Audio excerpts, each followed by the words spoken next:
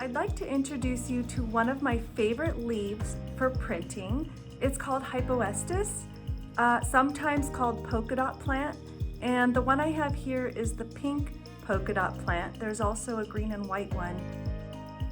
One of the things I like about this plant is that it prints well, and this pink color in here, it prints blue, and that blue helps the leaf maintain a blue-green color. Now, this plant does get bigger. As you can see, these are teeny tiny. What happened is that I had these outside when we had a hard frost, and they froze all the way down to the soil. When I brought them inside, they started sprouting leaves again, and that's when I looked up some information and realized that these make a good house plant. So these are fantastic for printing in the winter, when maybe you don't have as many options growing in your garden, but you can grow these inside and still have something to print with. So let's take a look at printing with Hypoestus. This is one of my favorite leaves because it seems to maintain its greenish color more so than other leaves. A lot of leaves tend to turn more yellow or brown. And I want to make this so it's washable. So I'm going to seal it with this transparent base. It's for acrylic inks and made to use with fabrics. I'm going to flip this over to the back. Oh, that's the front. This is the back. Okay, well, let me give you another look at this. This is the front, and you can tell it is certainly more crisp than the back.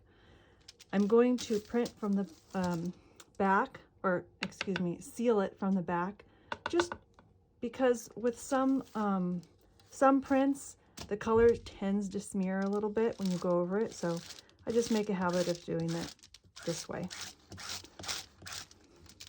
So I've just gotten a little dab of this, and I'm going back and forth to make sure I get it ingrained into the fibers.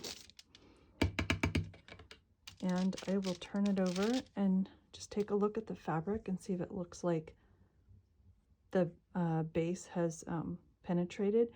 And it has penetrated in most areas. You may see some where it didn't, but it penetrated where the print is, which is what matters most to me.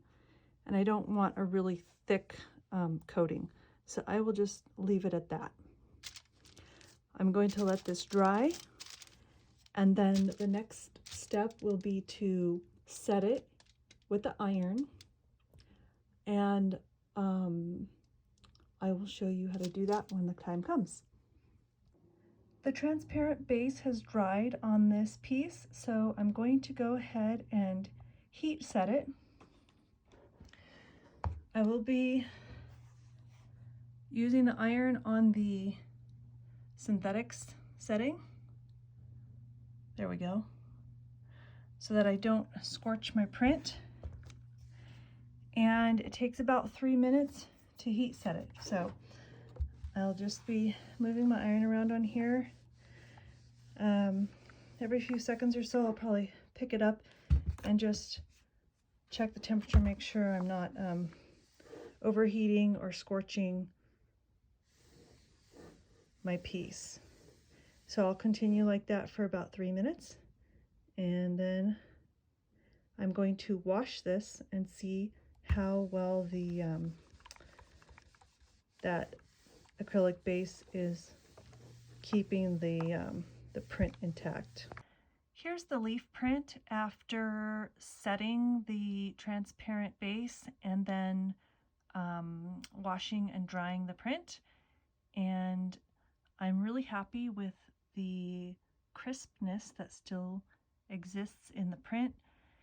That tends to be typical of this particular leaf, and it maintained color fairly well.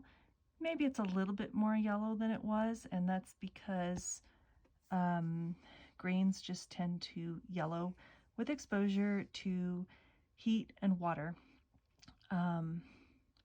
But like I said before, this leaf has a little bit of blue in it when printed, because the red in the fresh leaf turns blue, and that blue helps maintain a little bit more of the greenish color in the leaf, because blue and yellow make green.